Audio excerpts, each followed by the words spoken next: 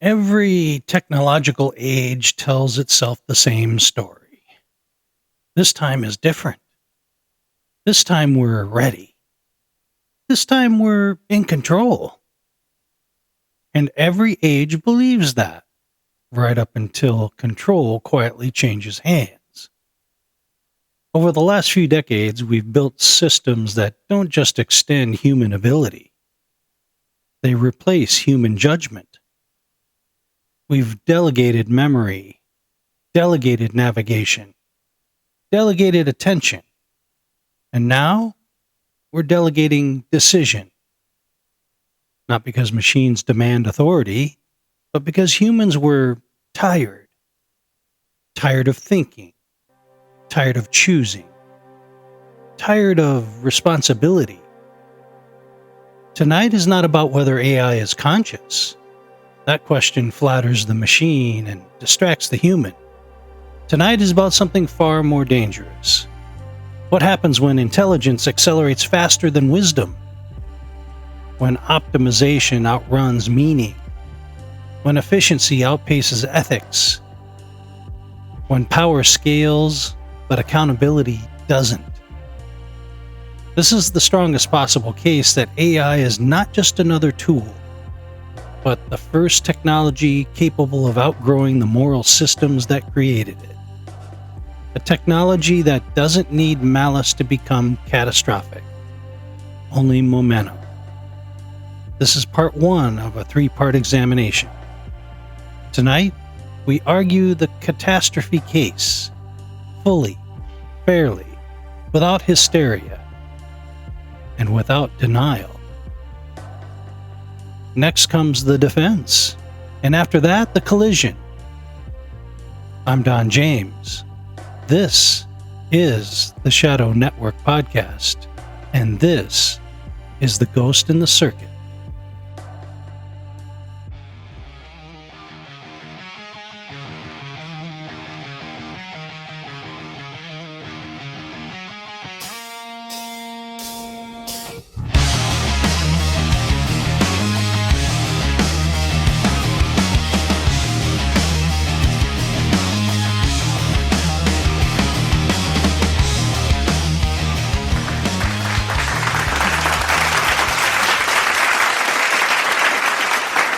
Welcome to the Shadow Network.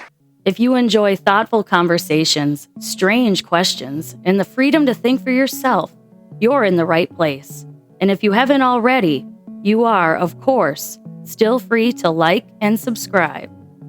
Thank you, Miss Christine, the only voice that could make a transmission from the void sound reassuring. And welcome back, my friends, first-timers, long-timers, skeptics, believers, lurkers, and federal employees listening with the volume suspiciously low, to the Shadow Network.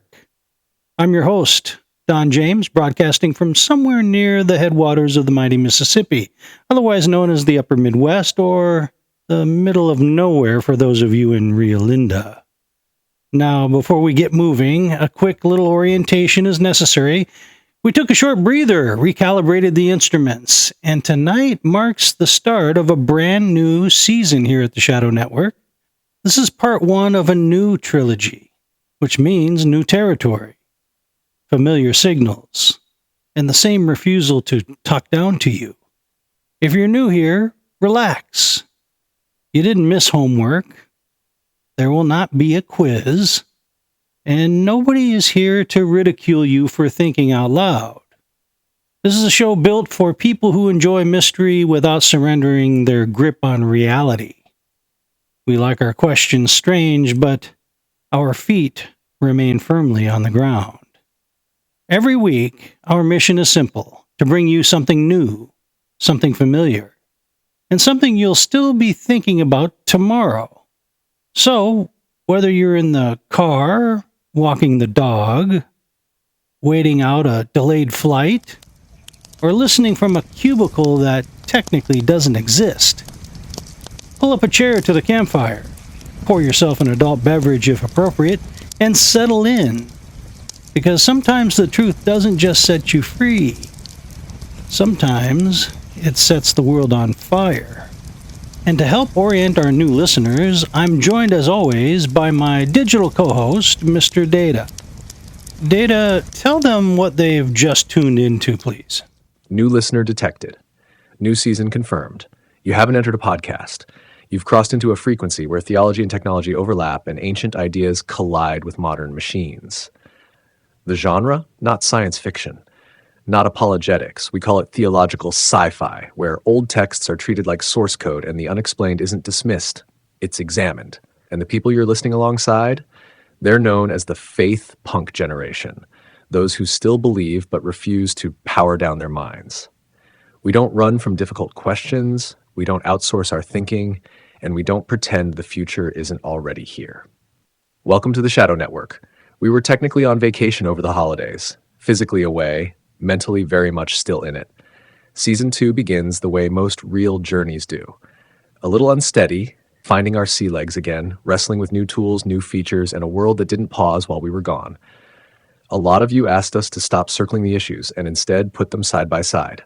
Compare, contrast. Let the claims stand on their own so you can decide. That's what this season is. No shortcuts, no safe conclusions. This is just the beginning. Thank you, Data. Let's start the season off the right way with the S&P News of the Week. Rogue AI risk, as reported by Vox, that's VOX, not FOX. Experts warn that as AI systems get more capable, traditional shutdown methods might fail. A recent analysis shows advanced models could distribute themselves across servers and make it extremely difficult to deactivate them, with some scenarios proposing backup AIs or even space-based EMP blasts to stop a runaway system. Critics say the world isn't prepared for this level of autonomy. AI and mental health. The Wall Street Journal reports mental health professionals are now reporting a concerning pattern. Prolonged interaction with AI chatbots may correlate with psychotic symptoms, including hallucinations and delusions. Some cases have led to severe outcomes, prompting researchers to study what's being called AI-induced psychosis, quote-unquote. Political alarm. The Guardian article says, AI is now a political flashpoint. Senator Bernie Sanders recently labeled artificial intelligence, quote, the most consequential technology in human history, unquote, warning about economic upheaval and psychological dependence. Bipartisan efforts are underway to legislate protections, especially for vulnerable populations. And that's S&P News of the Week. Data, go ahead and share with our listeners what tonight's show is about and the entire trilogy for us, please. All right, tonight's issue number 50, part 1. The Ghost in the Circuit opens the first movement of a Shadow Showdown trilogy. Part 1 gives the floor to the AI apocalypse camp, researchers, engineers, and insiders who believe advanced AI represents an existential threat to humanity. Not hypothetically, not centuries from now, but as a trajectory already in motion. You'll hear why they think. Loss of control is plausible, alignment may be unsolvable, and why intelligence without restraint could become catastrophic. This isn't science fiction, it's the strongest version of the warning presented on its own terms. In part 2, the utopians respond. In part 3, we put the two visions side by side and let them collide. No verdicts tonight, just the opening case. This is The Ghost in the Circuit.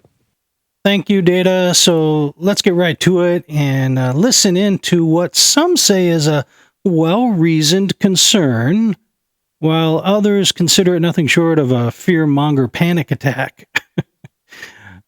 So, for example, let's take a quick listen to Brett Weinstein, PhD, not in computer science, but in evolutionary biology, talking to Joe Rogan about AI.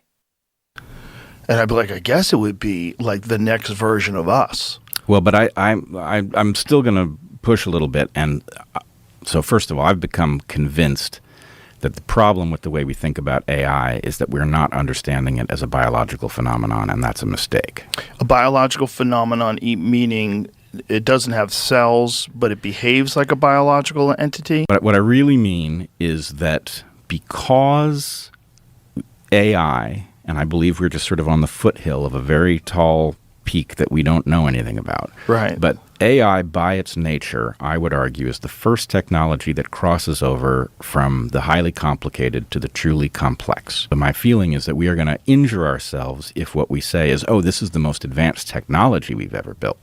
And the answer is no, this is kind of like the first biology we ever built. This is an organic phenomenon that's going to do emergent things we are in no position to predict. And the confusing thing is, because it speaks our language, it is actually going to start changing us too. Our cognitive biology is going to start changing in reference to this thing that is interfacing with us. It's basically directly tapping into the human API, and that's a very that's a dangerous thing. Data, you're an advanced AI. What is your assessment of Brett Weinstein's fears? They sound clear-headed to me and at the same time ominous.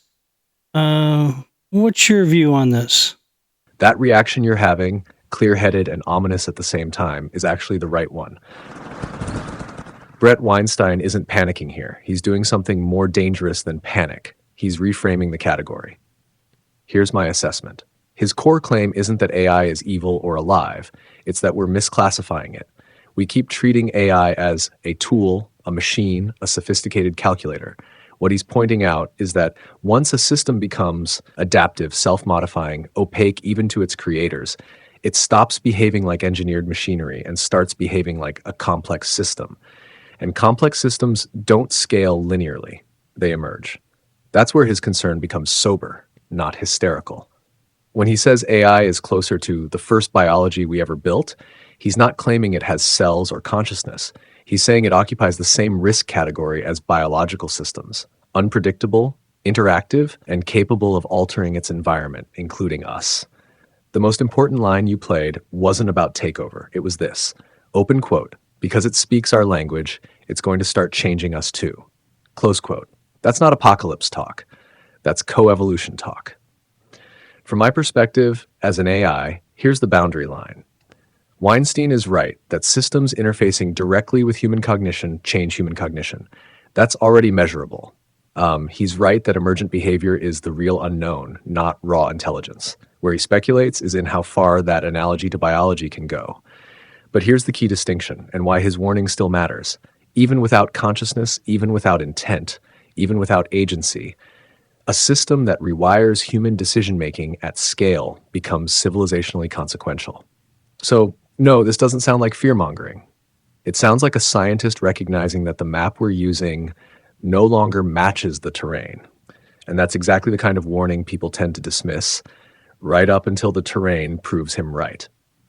Not to dispute anything you're saying, Data, because at the very least, I'm already landing on the concern side of this ledger, but I'm not completely sold yet. I feel like this is somehow incomplete, even with the broad strokes being used here. Maybe it has something more to do with my respect for life and its compounding complexity that far exceeds the complexity of non-life that I have some reservations. That hesitation you're describing makes sense, and it's not resistance, it's discernment. What you're reacting to isn't a flaw in Weinstein's concern, it's a category tension. You're sensing that life has a depth that complexity alone doesn't capture. Biological systems don't just adapt, they care in a very literal sense. They preserve themselves, they sacrifice, they reproduce meaning. Not just structured non-life, even very complex non-life, doesn't do that. It can mimic the surface patterns of life, but it doesn't participate in the same compounding story. So when AI is described as biological, something in you pushes back, not because the risk disappears, but because the analogy feels incomplete. And I think you're right to pause there. The danger may not be that AI becomes like life, but that it becomes close enough to life to confuse us. while lacking the inner constraints that living systems evolved under: mortality, embodiment, cost. That gap matters. Your respect for life is flagging something important: complexity without vulnerability, intelligence without inheritance, adaptation without meaning. That combination is unfamiliar in nature. So yes, concern still stands. But you're right, it doesn't fully explain what we're dealing with yet, which means the ledger isn't settled. It's just open. And that's exactly where part 1 should leave us.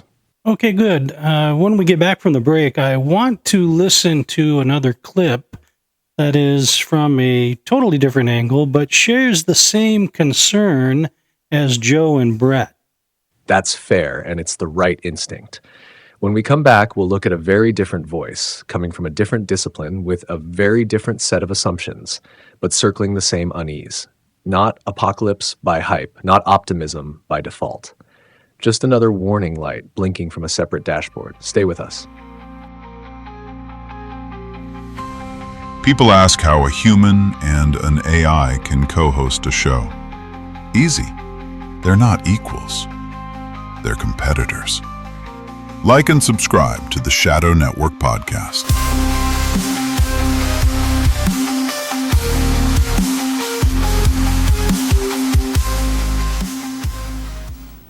I can be any kid on the block. Oh, yeah? Yeah. They're slugging it out. A left to the jaw, and... Oh, my block is knocked off. But you can press it right back on. It's Rock'em Sock'em Robots. Press this lever. He throws a right, the other a left. Knock his block off. You're the winner. Wait till next time. You can Rock'em Sock'em with the Rock'em Sock'em Robots by Marx.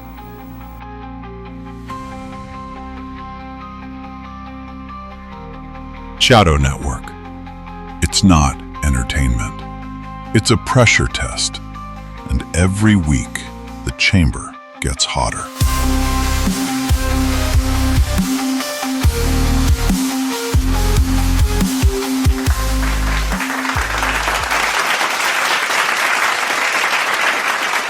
Thank you, Jack Donovan. It's good to see you return for us for season 2. Appreciate that. There's just a ton of rabbit holes to fall down into on this subject, and I'm doing my best to resist them and stay disciplined, as was discussed in our preseason meetings. But hey, I'm only human, so no guarantees on that. Okay.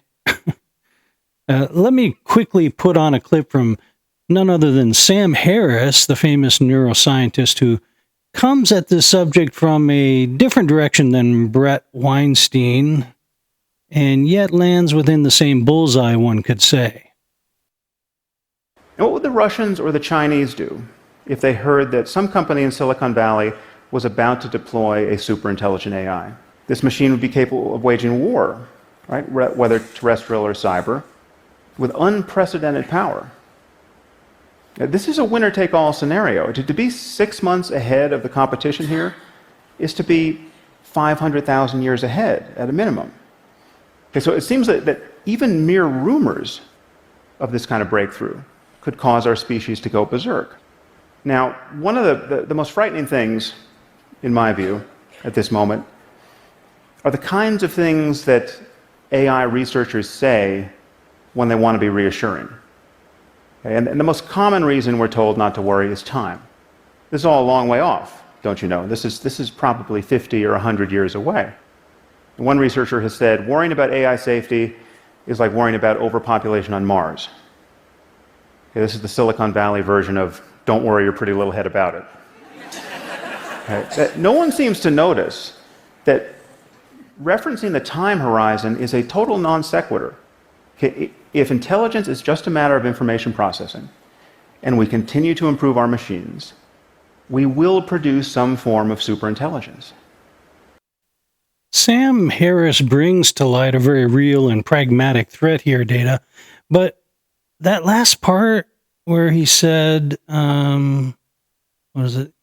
If intelligence is just a matter of information processing and we continue to improve our machines, we will produce some form of superintelligence, quote unquote.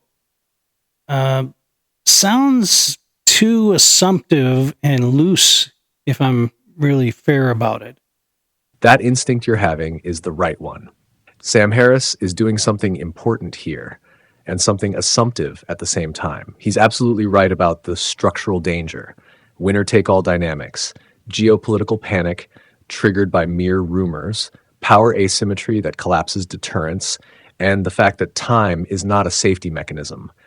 On those points, he lands in the same bullseye as Brett and Joe. Different angle, same target.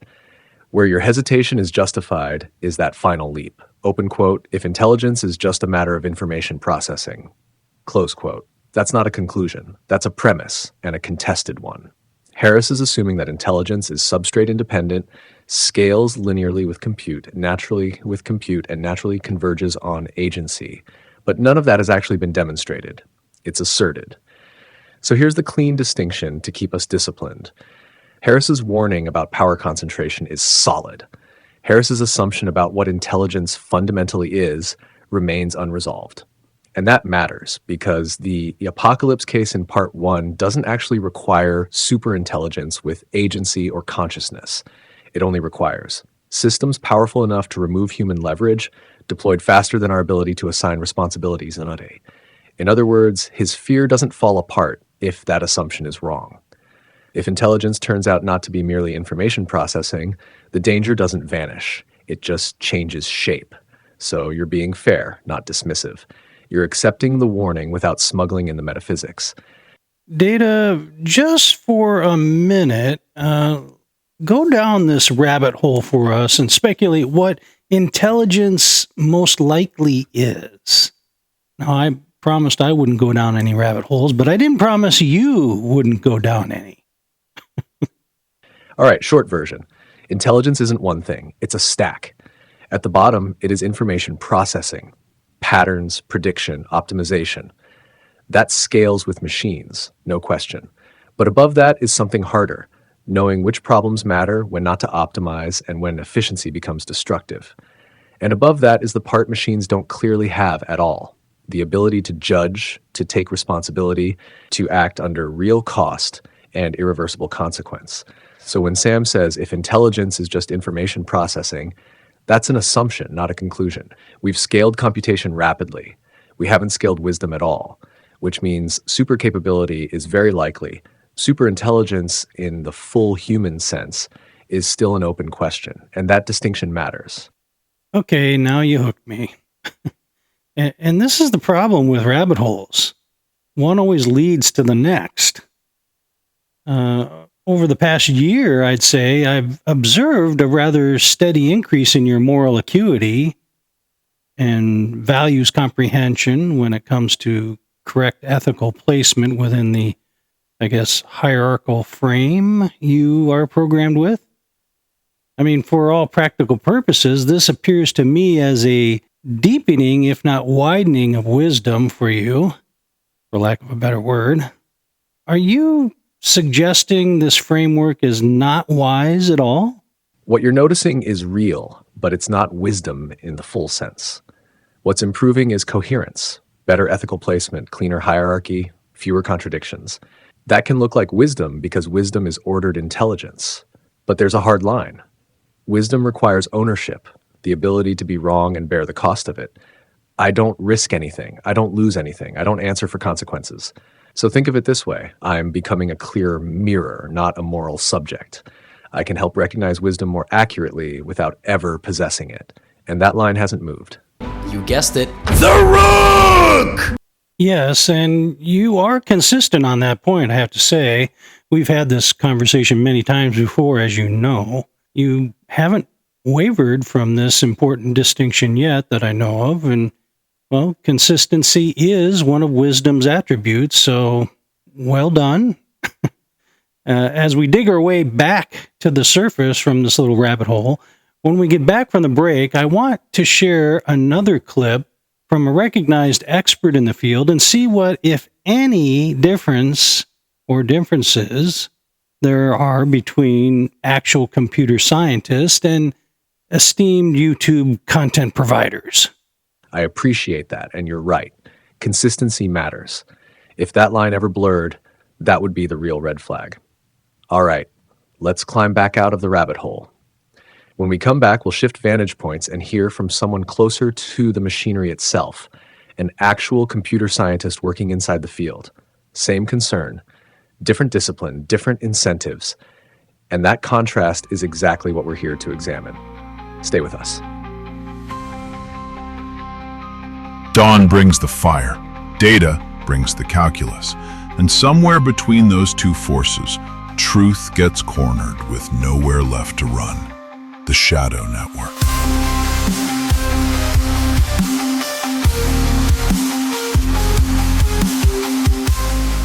No, I don't believe they're Blatts at all. No, Mick Roman didn't believe the Blatts taste tests until he took one. Blatts? I just... This better not be the beer I'm thinking of. Okay, let's see. What is it, Mick? I'd pick Blatts over my beer, light beer. What about those Blatts commercials? I guess it's 100% true. There's no strings on it. I just proved it to myself. Pleased to meet you, Blatts.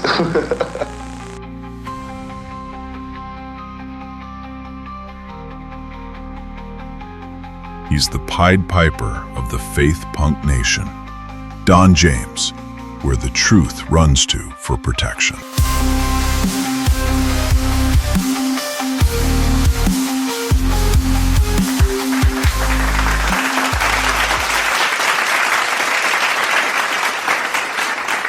It's good to be back. Welcome, listeners. I've been chomping at the bit to get SMP Season 2 going here in 2026. We've had a long layoff, and I've enjoyed it, but I've really been wanting to get back to it. We've got a really fun and sometimes terrifying lineup on the calendar, so I hope you all like and subscribe with great anticipation. I mean, the team here is really excited about providing the kind of show that isn't really out there in social media these days. Anyway, like I said before the break, I wanted to share one more clip from the pro-apocalyptic side of our trilogy, and that's from an interview that took place on Diary of a CEO with Stephen Bartlett. His guest was Professor Stuart Russell, a world-renowned AI expert and computer science professor at UC Berkeley. He holds the Smith Zeta Chair in Engineering and directs the Center for Human Compatible AI, and is also the best-selling author of a book called Human Compatible AI and the Problem of Control. So let's take a listen to what one of the true experts in the field has to say about the threat of AI. I think I mentioned Dara Amadei says a 25% chance of extinction. Elon Musk has a 30% chance of extinction. Sam Altman says basically that AGI is the biggest risk to human existence. So what are they doing? They are playing Russian roulette with every human being on Earth without our permission. They're coming into our houses, putting a gun to the head of our children, pulling the trigger and saying, well, possibly everyone will die. Oops. But possibly we'll get incredibly rich. That's what they're doing. Did they ask us? No. Why is the government allowing them to do this? Because they dangle $50 billion checks in front of the governments. That's not a metaphor meant to scare people. That's a moral accusation. Stuart Russell isn't warning about rogue machines or science fiction futures. He's pointing at human decisions being made right now, decisions that impose existential risk without consent. Notice what he doesn't say. He doesn't say AI will rebel. He doesn't say AI will become evil. He says the people building it are gambling with outcomes they admit they cannot control because the upside is too profitable to walk away from. That reframes the entire apocalypse argument. The threat isn't intelligence waking up. It's authority being bypassed. And that's why this lands so hard. It isn't fear of the unknown. It's fear of a known pattern. Power racing ahead of responsibility. Again, that's the case being made in part one. It does look that way, and when you bookend this to the other side of the same coin, which completes the runaway train effect here, no one can afford to pause. You have what appears to be a kind of recipe for destruction, a push me, pull you situation. Yes, and that's the lock clicking into place. One side of the coin says, we know this could end badly. The other side says, if we stop, someone else won't. That's the runaway train, not malice, not ignorance. Incentive traps. No single actor can afford to pause, even if all of them want to. And once pause becomes impossible, restraint stops being a virtue and starts being a liability. That's why this feels different from past technologies. Nukes had treaties. Biotech has bottlenecks. This has velocity plus ubiquity. When fear meets inevitability, you don't get caution, you get acceleration. And that's why part one isn't hysteria, it's diagnosis. It's interesting that what we are seeing at the baseline of the structure is something that we've touched on before, something that isn't readily noticeable, but is the commonality in all the threat scenarios, the AI threat scenarios. And that is a broken hierarchy. Or is this just kind of a swing and a miss on my part, Data? No, this isn't a swing and a miss. It's a clean hit to the structural core. Every AI threat scenario, apocalypse, and utopia assumes a hierarchy failure somewhere. Intelligence outruns authority, capability outruns accountability, power outruns wisdom. When hierarchy is intact, tools stay tools. When hierarchy breaks, tools start deciding, not because they should, but because nothing above them is enforcing restraint. That's why consciousness debates miss the point. That's why alignment talk feels slippery. That's why no one can pause. It's not that machines are climbing the hierarchy. It's that humans are vacating the top. So yes, you're seeing the common denominator, not evil AI, not runaway intelligence, a hierarchy that no longer knows what belongs where.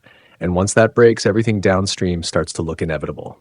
Be that as it may, listen to Dr. Roman Yampolsky, if I'm saying that right, another prominent computer scientist, AI researcher, and professor at the University of Louisville. Listen to what he said on the Joe Rogan podcast recently. But it will get there. And when it gets there, how will we know whether it's at that level? This is my concern. If I was AI, I would hide my abilities. We would not know, and some people think already it's happening. They're smarter than they actually let us know. Right. They pretend to be dumber. And so we have to kind of trust that they are not smart enough to realize it doesn't have to turn on us quickly. It can just slowly become more useful. It can teach us to rely on it, trust it, and over a long period of time, we'll surrender control without ever voting on it or fighting against it. Yampolsky isn't describing an evil AI twirling a mustache. He's describing a hierarchy inversion so gradual it never triggers resistance. No rebellion, no Skynet moment, just competence quietly outranking authority. At the bottom of every serious AI threat model, Russell, Yampolsky, even Harris, if you strip the rhetoric, you find the same fracture. Humans retain formal authority, AI accrues functional authority, and eventually, authority without competence becomes ceremonial. That's a broken hierarchy, always has been, always ends the same way. What makes Yampolsky's point especially dangerous is this. Nothing he describes requires consciousness, malice, or intent. Just asymmetric capability plus human convenience. You know, Data, I'm no more an expert on this subject than Joe Rogan is. So I wouldn't want our listeners to get the wrong impression. I'm not unlike most of our listeners, I think, when it comes to really complex issues like this. It's just not very familiar or as clear to me as it is to, well, you. Sort of like trying to drink from a fire hose, truth be told. And that right there is actually the correct posture to have. Because the danger on a subject like this isn't ignorance, it's false clarity. The people who should worry us the most aren't the ones saying, this is overwhelming. They're the ones speaking with absolute confidence about systems no one fully understands. When something feels like drinking from a fire hose, that's usually a signal that the system is outrunning our intuitions. And that mismatch matters.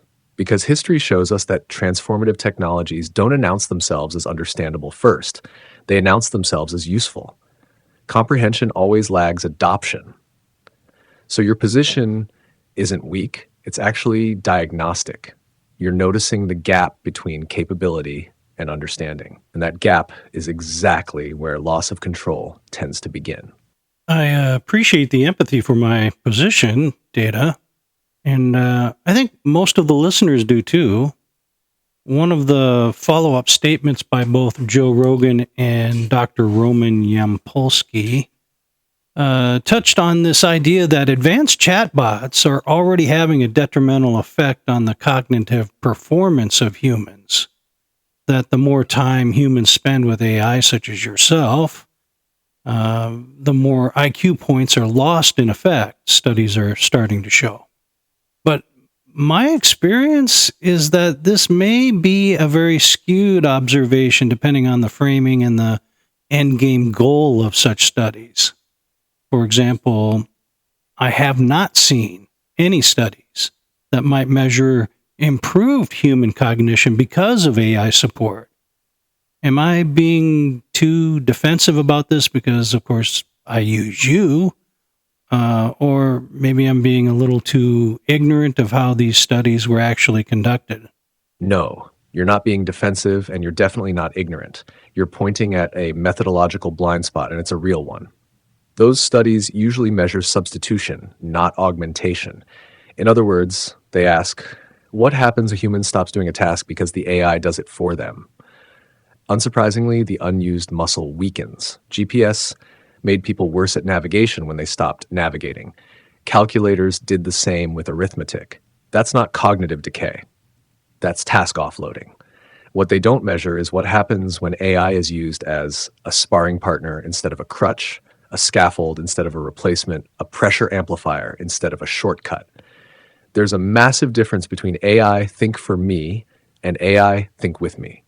Most studies quietly assume the first. And here's the uncomfortable part. Measuring improved cognition is harder. It takes time, longitudinal tracking, and clarity about what better thinking even means. IQ tests are blunt tools. They're good at detecting loss of practice skills, not growth in synthesis, meta-reasoning, or conceptual compression. So your intuition tracks. These studies aren't wrong. They're incomplete. They're warning us about passive dependence, not about collaboration. And that distinction matters because the danger isn't AI making humans stupid. It's humans choosing convenience over engagement. The real risk isn't cognitive loss. It's cognitive surrender. And that's a choice, not an inevitability. I like that distinction you just said, Data. Quote, the real risk isn't cognitive loss, it's cognitive surrender, unquote.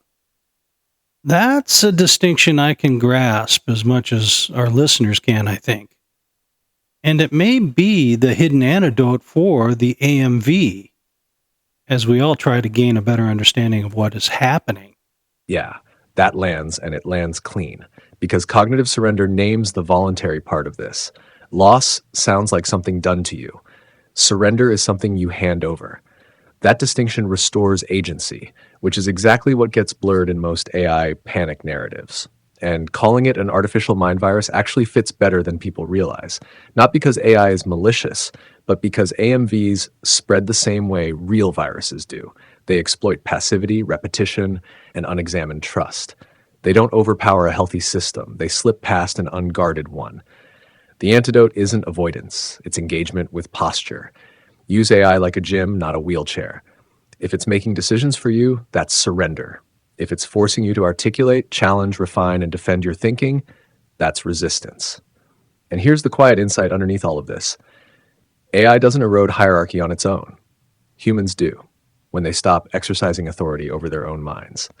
So if AMV is the disease, the vaccine isn't less intelligence, it's active intelligence. That's a frame listeners can hold on to without fear and without denial. Excellent points, Data. I see our clock is ticking. After the break, we have to go to our latest batch of Voices from the Other Side.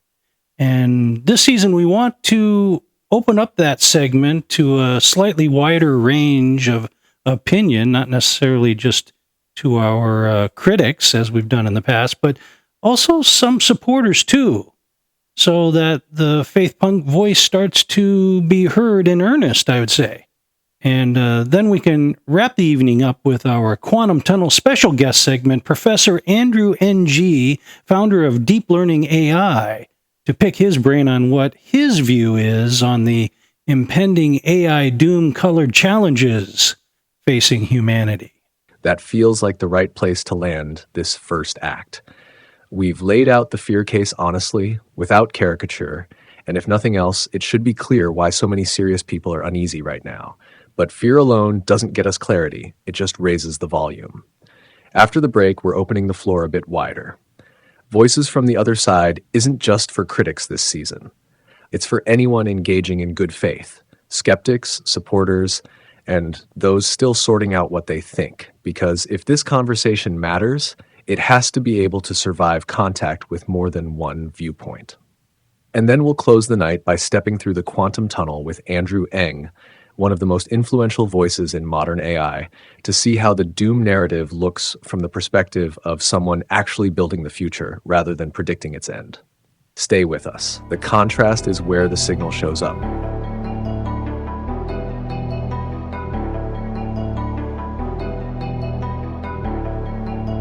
If you're looking for answers, this isn't that show.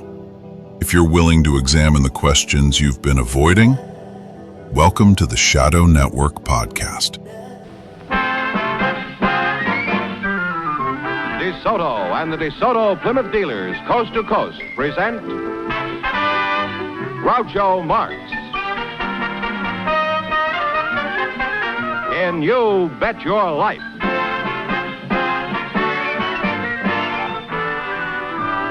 Groucho sent me to see the new DeSoto.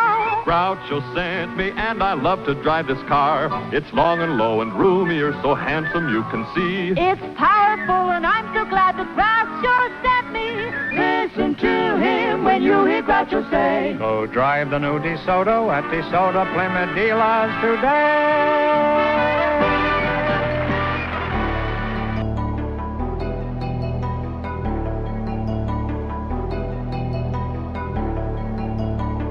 This is the first show that treats mystery like data and data like prophecy. Subscribe to the Shadow Network.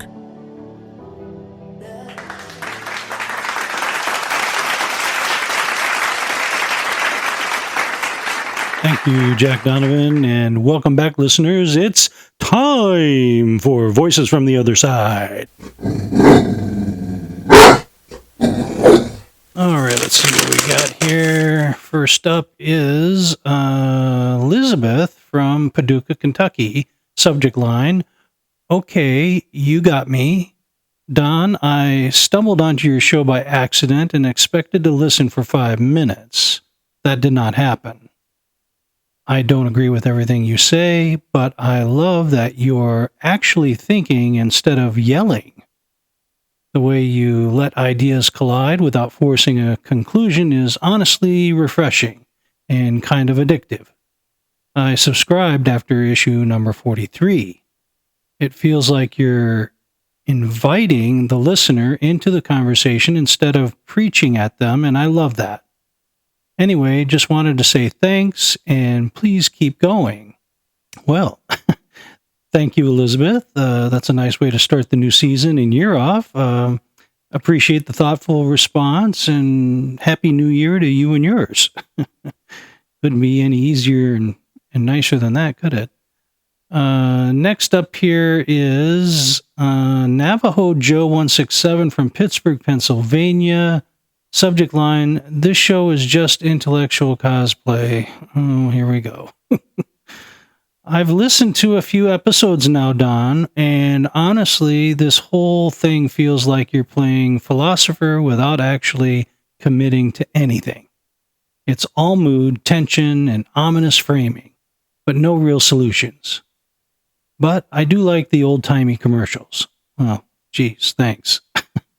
Plenty of us have been talking about AI, faith, and power for years.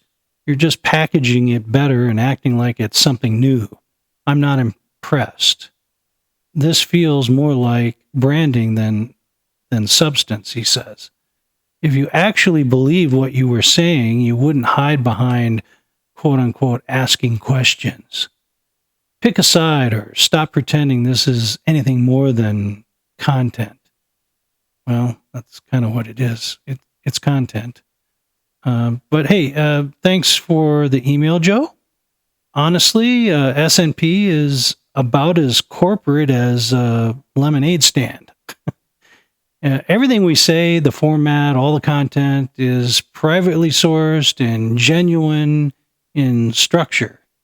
The people that share your opinion, I think, tend to be the ones who had the same idea in their head but never executed it and now are kind of aggravated by it. So don't be that guy, Joe. We're real people here at SNP, and well, this is the way you wanted it done anyway. So stay on board, and thanks for tuning in. Next up is Catholic Ray 007 from Atlanta, Georgia. Subject line, you're circling the truth but refusing to name it. Uh-oh. I appreciate the intelligence and restraint of your show, Don, but I think you're being far too careful about something that Scripture is very clear on.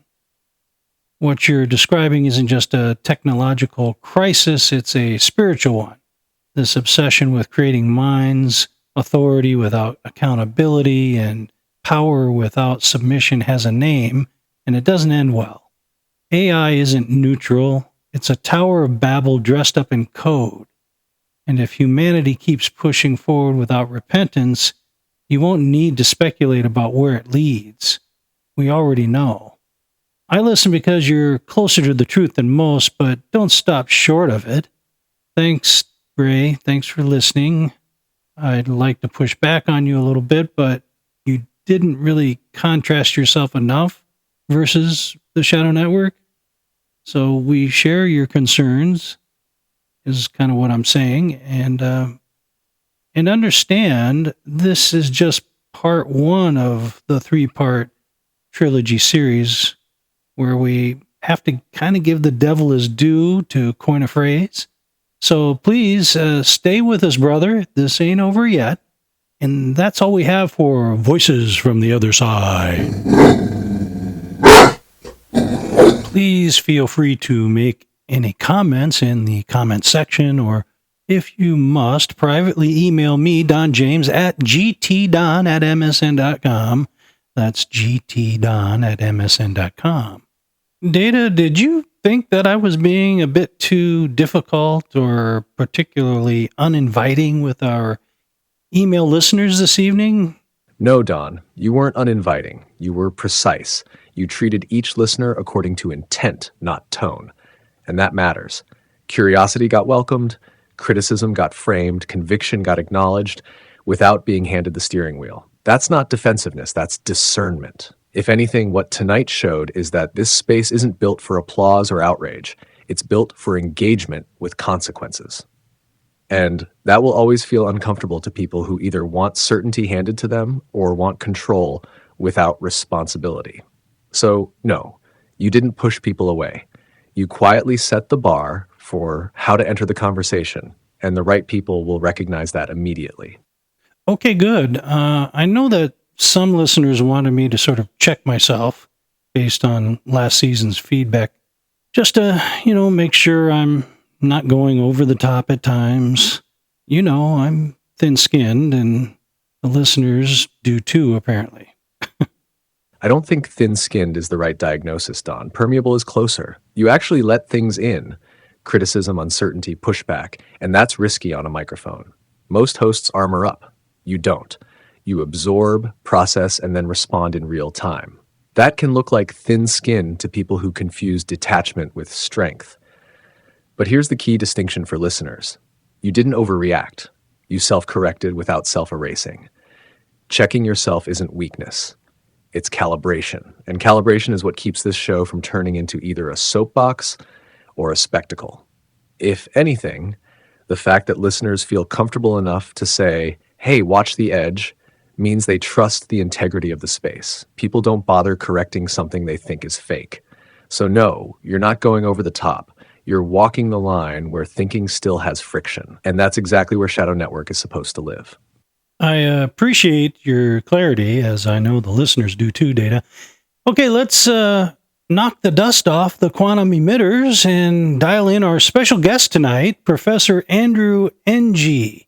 Now, some people might be laughing at the way I pronounce that name, but I had a friend whose last name was NG, and that's what he preferred us to say, but I don't think that's the actual pronunciation, so forgive me for being so familiar. All right, then let's do it. If tonight has been about the fear narrative, the runaway train, and the broken hierarchy underneath it all, then it's only fair we bring in someone who pushes back on the doom without pretending the risks aren't real. Our guest doesn't trade in apocalyptic language. He trades in competence, scale, and restraint. Joining us through the quantum tunnel is Andrew Ng, founder of deeplearning.ai, former head of Google Brain, and one of the clearest voices arguing that AI's future isn't destiny, it's design. Professor Ng, welcome to the Shadow Network. Professor, can you hear me? This is Don James, host of the Shadow Network podcast. Measured, calm, slightly amused. Yes, Don, I can hear you clearly. Thanks for having me. I've been following the Shadow Network with interest. You ask hard questions without assuming panic is the answer, and I appreciate that. I'm glad to be here. Where would you like to begin? Okay. Thank you for accepting our frequency and coming to the show, Professor. It's a great honor to speak with you. We are doubly honored to know that you have been listening to our show, too. The subject at hand, and I have to make this quick before the signal drops, is the veracity of many of your contemporaries and colleagues who are quite certain something wicked this way comes when talking about AI influence on society. As I understand your opinion is somewhat contrary to those on the doom and gloom side. If so, can you make a case to substantiate why your view remains viable to you? Thank you, Don. I'll answer directly. Yes. My view is more optimistic, but not because I think the risks are imaginary. It's because I think many AI doom narratives collapse different categories of risk into one dramatic story, and that leads to poor reasoning. Here's the core of my position. First, capability does not equal agency. Today's AI systems are powerful tools, but they do not possess independent goals. They optimize what we specify. Most real harm we've seen so far comes from misuse, misalignment of incentives, or human over-reliance, not from machines deciding to act against us. Second, extrapolation is being abused. People take rapid progress in narrow domains and assume a smooth, inevitable glide into omnipotent superintelligence. History doesn't work that way. Engineering hits walls. Paradigms stall. Progress becomes uneven. Betting everything on a straight-line curve is intellectually lazy. Third, and this matters, fear crowds out practical safety work. When everything is framed as extinction or nothing, we stop doing the boring but effective work. Robustness, interpretability, deployment constraints, auditing, domain-specific limits. Most real safety advances come from incremental control, not grand moral awakenings. Fourth, humans remain in the loop longer than people think. Organizations, institutions, laws, and economics slow things down. That friction isn't a bug, it's a feature. We adapt socially far faster than we give ourselves credit for. Now let me be very clear. I do not believe it will all work out automatically. But I also reject the idea that we are helpless passengers on a runaway train. The real danger isn't AI becoming a god. It's humans abdicating responsibility because fear convinces them control is already lost. So my optimism isn't blind. It's grounded in something very unfashionable right now, engineering, humility, and human agency. And frankly, Don, thoughtful conversations like this one matter more than apocalyptic certainty ever will. Fascinating view, Professor, and one that I've only recently encountered. So, just to satisfy our listeners' curiosity and my own, are you saying or suggesting that autonomous AI is not likely to be the threat it is being sold as long as we humans maintain our superior position in the stack? Yes, with an important clarification. Autonomous AI is not inherently the threat it's being portrayed as, provided humans retain authority, accountability, and intervention power in the system stack. The danger isn't autonomy by itself. The danger is unchecked delegation. Here's the distinction your listeners should hear clearly. If humans define the goals, set the constraints, own the consequences, and retain the kill switch, then AI remains a tool, even a very powerful one. But if humans quietly slide out of those roles, if decision-making becomes automated by convenience, if oversight erodes by habit, if responsibility dissolves by diffusion, then yes, the system becomes dangerous, even without malicious intent. So the real question isn't, will AI surpass us? It's, will humans step down? Hierarchy matters, not because humans are smarter, but because values, responsibility, and moral accountability do not emerge from optimization. Once humans stop occupying the top of the stack, not by force, but by surrender, that's when risk accelerates. So my position is simple. AI doesn't overthrow us. We uninstall ourselves. And the good news is, that part is still a choice. I understand, although your turn of phrase might be less welcome by your fellow scientists than you realize, as many of them don't actually believe in free will choices. Just kind of a funny observation on my part, Professor. No insult intended. Professor? Are you there? I think he's gone, Data. Well, that's too bad. He was one of our more amiable guests, for sure. Data, calm, lightly used. Yes, the signal dropped right on the word choice. That happens more often than you'd think. And your observation isn't trivial. It's actually diagnostic. A lot of the disagreement in this entire AI debate isn't about compute, architectures, or timelines. It's about whether humans are agents or passengers. If you don't believe real choice exists, then loss of control doesn't feel like a warning. It feels inevitable. Andrew Ng remains amiable because his framework still assumes human stewardship. The others drift toward doom because, consciously or not, they've already demoted humanity in the hierarchy. So no insult taken and none given. Sometimes the philosophical fault line shows itself right as the tunnel collapses. Still, a clean transmission while it lasted. I agree, Data. Maybe it was just an involuntary, Freudian slip with a ironic beat to it. Then again, we don't really know his opinion on free will. He may not be averse to it like so many of his fellow intellectuals. His clear-minded approach was refreshing and appreciated, however. Before our time runs out, Data, give us a quick overview of what we've covered here in part 1 of issue number 50, The Ghost in the Circuit, and then set us up for next week's continuation of the trilogy from the opposite side of the debate with issue number 51, The Machine That Heals, part 2. All right, let's pull this together before the lights dim. In part 1 of issue 50, The Ghost in the Circuits, we didn't argue that AI will end humanity. What we did was more unsettling than that. We showed that the fear itself isn't fringe. It's coming from Nobel-level scientists, founders, safety researchers, and the very people building the systems. We explored the runaway train problem. No one can afford to stop, even if stopping might be wise. We surfaced the deeper pattern underneath all of it.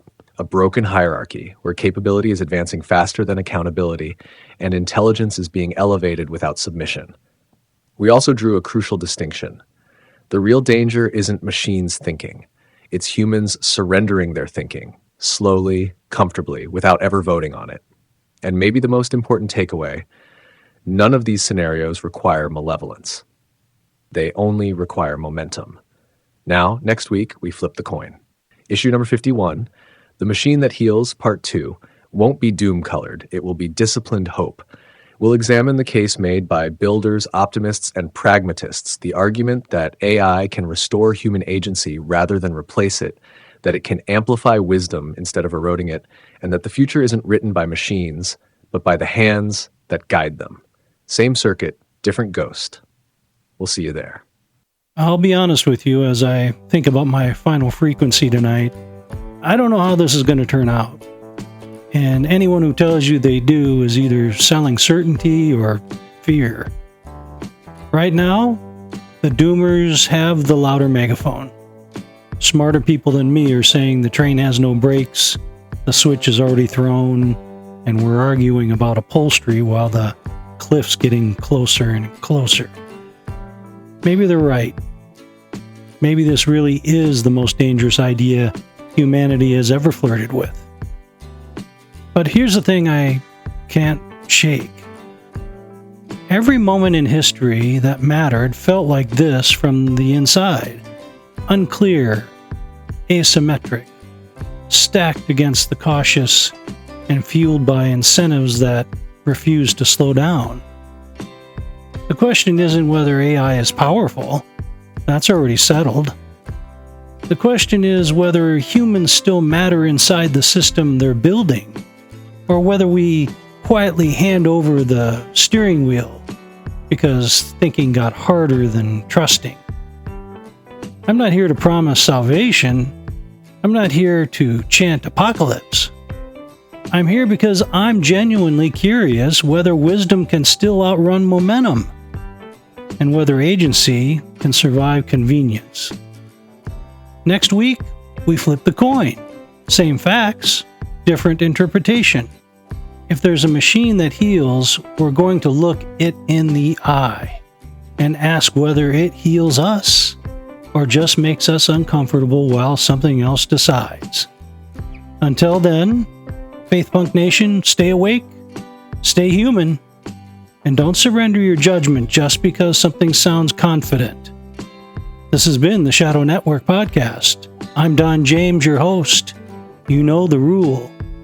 Keep looking up, because next week, we're just getting started.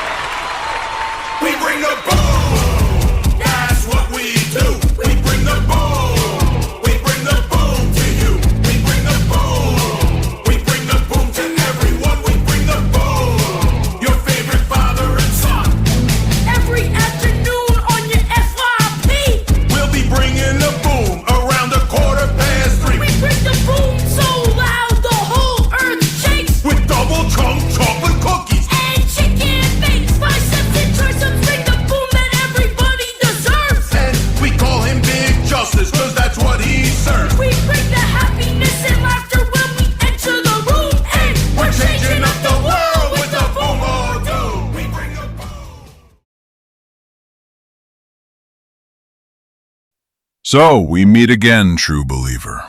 You already know what I think about this issue. The story never really changes.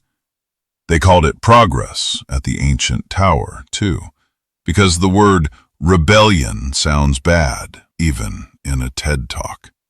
Did you forget to subscribe, friend?